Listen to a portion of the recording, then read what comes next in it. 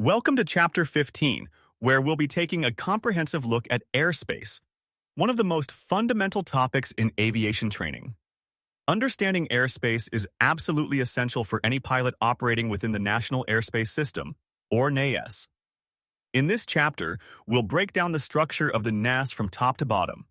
We'll cover the different classifications of airspace, from controlled environments like Class A, B, C, D, and E, to uncontrolled Class G airspace.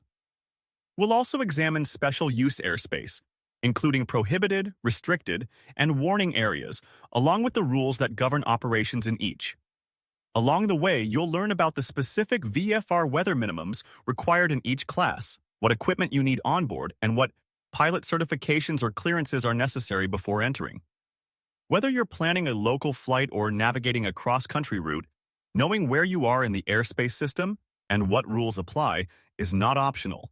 It's a legal requirement and a critical safety responsibility. Let's get started. Airspace in the United States is divided into two broad categories: regulatory and non-regulatory. Regulatory airspace is established through federal regulation and is legally enforced by the FAA. Non-regulatory airspace, on the other hand, is created for safety or operational efficiency purposes, but does not carry the same legal mandate. Within these two categories, airspace is further broken down into four types.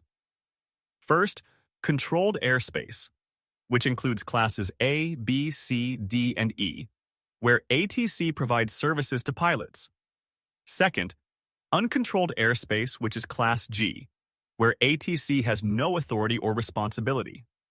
Third, special use airspace, which covers areas like prohibited, restricted, warning areas, military operations areas, alert areas, and controlled firing areas. And fourth, other airspace, which includes temporary flight restrictions, military training routes, terminal radar service areas, national security areas, air defense identification zones, and more. The specific category and type assigned to any given piece of airspace is determined by several factors, including the complexity and density of aircraft operations, the nature of those operations, the required level of safety, and national and public interest considerations. Understanding this framework is essential before diving into the details of each class and type. When studying airspace, it helps to think vertically, not just as lines on a map, but as layers stacked from the ground up into the flight levels. Class A sits at the top of the domestic airspace structure, beginning at 18,000 feet mean sea level and extending up to flight level 600. All operations within Class A require an instrument flight rules clearance, no exceptions. Below that, classes B, C, and D are structured as layered cylinders centered on airports with varying levels of traffic and operational complexity. Class B surrounds the busiest commercial airports. Class C covers airports with radar approach control, and Class D applies to airports with an operating control tower. Class E fills in the remaining controlled airspace not covered by those designations. It serves as the backbone of the en route and transition environment. Finally, Class G is uncontrolled airspace, extending from the surface up to whatever altitude the overlying Class E begins. Understanding where Class G ends and Class E begins is essential, because pilot requirements and weather minimums change significantly at that boundary. As you study Figure 15:1, trace each class from the surface upward and note how they interact. That vertical awareness is fundamental to safe airspace navigation. Let's take a closer look at Class A and Class B airspace, two of the most tightly controlled environments you'll encounter as a pilot. Class A airspace begins at 18,000 feet, MSL, and extends up to and including flight level 600. It also covers the airspace overlying waters within 12 nautical miles of the 48 contiguous states and Alaska. One of the most important things to understand about Class A is that all operations must be conducted under instrument flight rules. VFR flight is not permitted unless specifically authorized. To operate in Class A, you must have an ATC clearance, the appropriate IFR equipment, and a valid instrument rating. ADS-B out is also required, as it has been since January 1, 2020. Class B airspace surrounds the nation's busiest airports and extends from the surface up to 10,000 feet MSL. Unlike other airspace classes, Class B is individually tailored to each airport's specific instrument procedures, which gives it that distinctive layered shape, often described as an upside-down wedding cake. ATC clearance is required for all aircraft entering Class B, and once cleared, all aircraft receive separation services. To operate here, you'll need a two-way radio, a transponder with altitude reporting capability, ADS-B out, and at minimum a private pilot certificate. Classes C, D, and E represent the middle and lower tiers of controlled airspace, and understanding their differences is essential for navigating the national airspace system safely and legally. Class C airspace surrounds busy airports that have both a control tower and radar approach control. It extends from the surface to 4,000 feet above ground level and is structured in two rings, a 5 nautical mile surface area and a 10 nautical mile outer area. Before entering Class C, you must establish two-way radio contact with ATC, and you must have a transponder with altitude reporting capability, as well as ADS-B out equipment. Class D is simpler in structure. It surrounds airports with an operational control tower and typically extends from the surface to 2,500 feet above ground level. The dimensions are individually tailored to contain instrument procedures at that airport. Like Class C, two-way radio contact must be established before entry, but the equipment requirements are less demanding. Class E is the most expansive category. It covers all controlled airspace not designated as A, B, C, or D. Its floor is generally 1,200 feet above ground level, though it drops to 700 feet near some airports. Importantly, there are no entry requirements for VFR pilots operating in Class E. No special equipment, no ATC clearance, and no specific pilot certificate is required, making it the most accessible form of controlled airspace. Class G airspace is essentially the leftover airspace, any portion of the national airspace system that has not been designated as Class A, B, C, D, or E. It typically extends from the surface up to the base of the overlying Class E airspace above it. One of the most important things to understand about Class G is that ATC has absolutely no authority or responsibility to control air traffic within it. There are no clearances required, no radio contact required, and no specific pilot certificate or equipment needed just to operate there. However, that does not mean anything goes. Pilots are still fully responsible for complying with applicable VFR weather minimums. The absence of ATC oversight does not reduce your obligation to fly safely and legally. A few practical points to keep in mind. Always check the Chart Supplement US, because some airports located within Class G airspace may still have an operating control tower, and that changes your responsibilities. At non-towered airports in Class G, airplane pilots are expected to make left traffic pattern turns unless markings or published procedures indicate otherwise. Helicopters and powered parachutes have additional responsibilities to avoid interfering with the flow of fixed-wing aircraft. Class G may be uncontrolled, but situational awareness and good airmanship remain essential. Understanding basic VFR weather minimums is fundamental to safe and legal flight operations. Title 14, CFR Section 91.155 establishes the minimum flight visibility and cloud clearance requirements that apply based on the class of airspace you are operating in.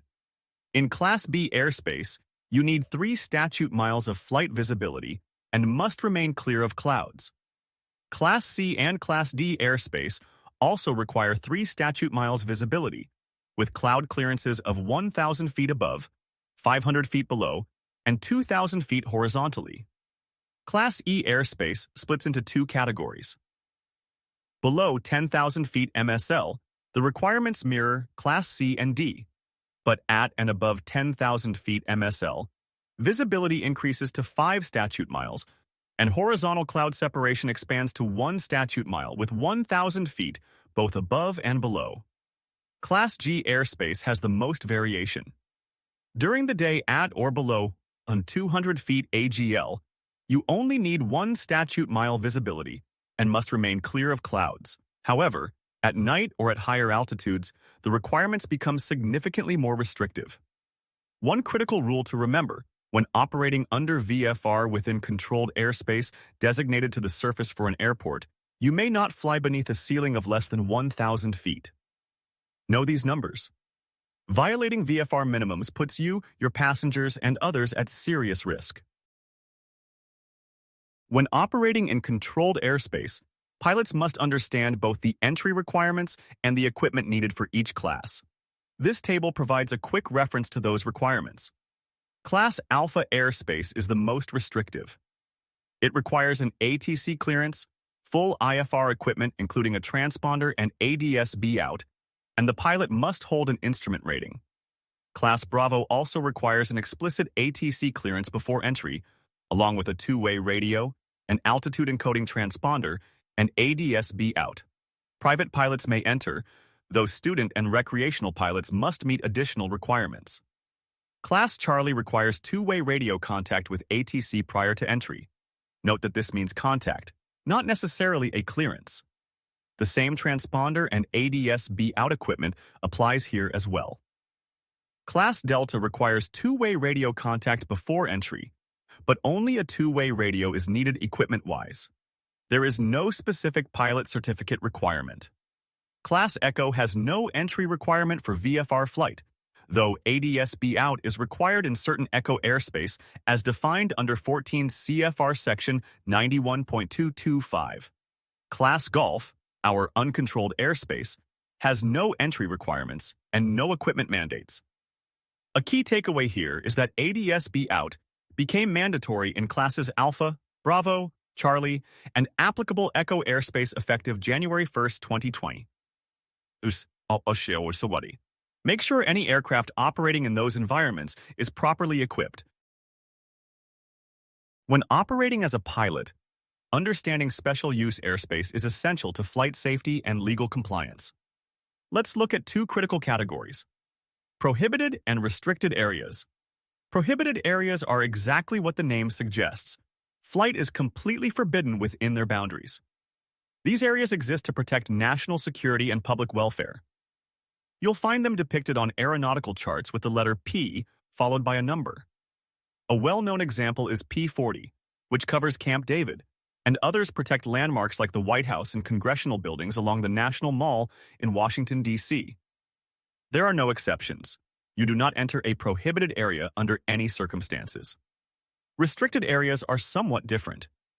Flight is not outright prohibited, but it is subject to specific limitations due to hazardous activities occurring below, within, or above that airspace. These hazards can include artillery firing, aerial gunnery, or guided missile operations, all of which pose serious risks to non-participating aircraft. Restricted areas are charted using the letter R followed by a number.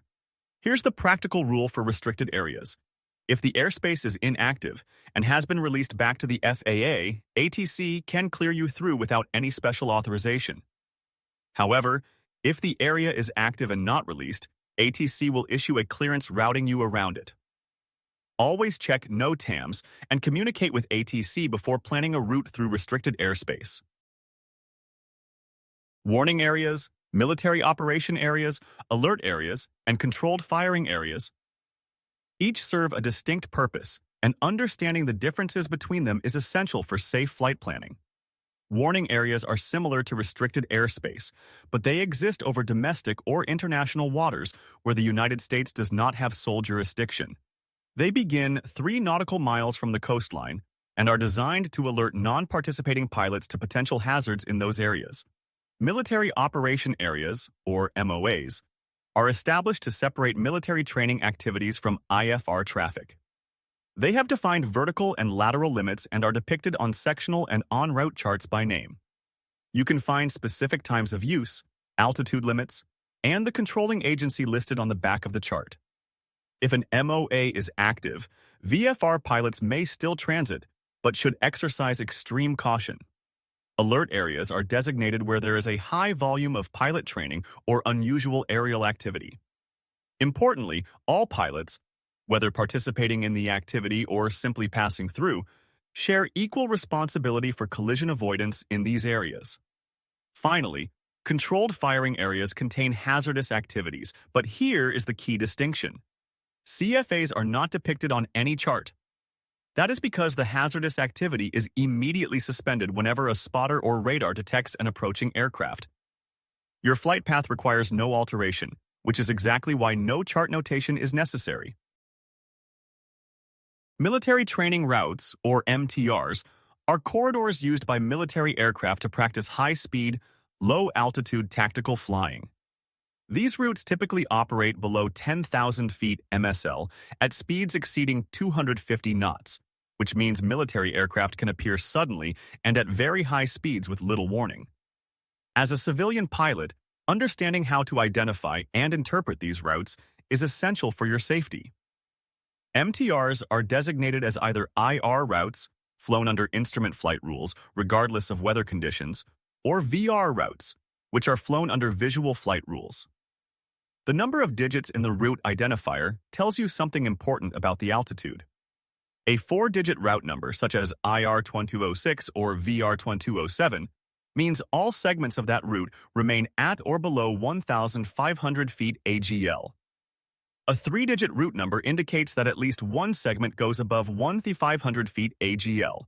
You can find MTRs charted on sectional charts and described in the chart supplement. Temporary flight restrictions, or TFRs, are another critical piece of airspace to understand. Issued through FDC NOTAMs, TFRs can be established for a wide range of reasons, from disaster relief operations and high-profile public events to protecting the president or supporting space launches. Since September 11, 2001, TFR use has increased significantly, and violating one can result in serious consequences, including certificate suspension and security investigations. Make it a habit to check www.tfr.faa.gov before every single flight. Terminal radar service areas, or TRSAs, are designated airspace where pilots who choose to participate can receive radar services and separation from IFR traffic. Participation is entirely voluntary, but it is strongly encouraged. On your VFR sectional chart, you'll identify a TRSA by a solid black line. Within the TRSA, the primary airport operates as Class D airspace, while the surrounding area is generally Class E. National security areas, known as NSAs, are established to protect sensitive ground facilities. Pilots are asked to voluntarily avoid these areas whenever possible. However, if a security situation requires it, flight can be temporarily prohibited through a NOTAM issued under 14 CFR Part 99. Air Defense Identification Zones, or ADIZs, carry more formal requirements. If you're flying VFR within an ADIZ, you must file a Defense VFR flight plan and be prepared to communicate on 121.5 MHz, if not already in contact with ATC. Pay particular attention to the Washington, D.C. area, where flight-restricted zones exist near the Capitol and White House. Any pilot planning to fly VFR within 60 nautical miles of the Washington, D.C. VOR DME must complete special awareness training as required by 14 CFR Section 91.161. Finally, local airport advisory service is provided by flight service stations located at certain airports. This service gives pilots current airport conditions, weather data, and continuous ASOS and AWOS information, typically broadcast on a discrete frequency or on the tower frequency when the tower is closed. The primary purpose of the air traffic control system is straightforward. Prevent collisions between aircraft and keep traffic moving in an organized and efficient manner. Beyond that core mission, ATC provides additional services whenever workload, frequency congestion, radar quality, and controller capacity allow. And it's important to understand that when the work situation does permit those additional services, providing them is not optional, controllers are required to deliver them. ATC controllers are expected to follow standard procedures at all times. Deviations are only permitted in 3 specific situations: when conforming to ICAO documents or special agreements, when directed by a letter of agreement or FAA directive, or when an emergency has been declared. Outside of those circumstances, standard procedures apply without exception. Coordination is one of the most critical responsibilities in the ATC system, Before issuing any instruction that changes an aircraft's heading, route, speed, or altitude, the controlling facility must coordinate with the controller in whose area those instructions are being issued, the receiving controller who will take over the aircraft, and any intervening controllers whose airspace the aircraft will transit. ATC bears full responsibility for ensuring that coordination is completed before allowing an aircraft to enter another controller's jurisdiction. Failures in coordination are among the most significant contributors to operational errors, so this process must be treated with the highest level of diligence. Special operations introduce unique considerations that every pilot must understand before entering certain classes of airspace. Ultralight vehicles are prohibited from operating within Class A, B, C, or D airspace, or within the surface area of Class E airspace at an airport, unless prior ATC authorization is obtained. This requirement exists because ultralights are often not equipped with the avionics needed to safely integrate into busier airspace environments. Unmanned free balloons face similar restrictions. Without ATC authorization, they may not operate below 2,000 feet AGL within the lateral boundaries of Class B, C, D, or E airspace designated for an airport. For unmanned aircraft systems, operations are governed by 14 CFR Part 107. Drone pilots must secure proper airspace authorization through either LAANC or the FAA Drone Zone portal before flying in controlled airspace. Parachute operations require ATC authorization before anyone jumps in or into Class A, B, C, or D airspace. Frequently used jump sites are charted on sectional charts and listed in the chart supplement, so be aware of these locations during flight planning. Finally, pilots are requested, though not always required, to maintain at least 2,000 feet AGL over wildlife areas, wilderness areas, national parks, and NOAA marine areas. This voluntary practice protects sensitive ecosystems and wildlife from the disturbance caused by low-flying aircraft. As we wrap up this chapter, let's reinforce the core concepts you need to carry forward into your flying career. Airspace in the United States falls into two broad categories: regulatory and non-regulatory, and within those, four distinct types: controlled, uncontrolled special use, and other airspace. Before any flight, you must know exactly what class of airspace you'll be operating in, because each class carries specific requirements for entry, equipment, and pilot certification. Class A demands an instrument rating. Classes B through D require two-way radio communication. Classes E and G are open to VFR flight without prior clearance, but that doesn't mean anything goes. VFR weather minimums vary considerably across classes and altitudes, and Class G presents the most complex visibility and cloud clearance matrix you'll encounter. Special use airspace, including prohibited, restricted, warning areas, MOAs, alert areas, and CFAs, each carry different operational implications, so always cross-check your charts, NOTAMs, and the chart supplement before departure. And never overlook TFRs. Busting a temporary flight restriction can cost you your certificate. Make checking TFR IFAA.gov a non-negotiable part of your pre-flight planning. For complete regulatory details, the AM and 14 CFR Parts 71, 73, and 91 are your authoritative references.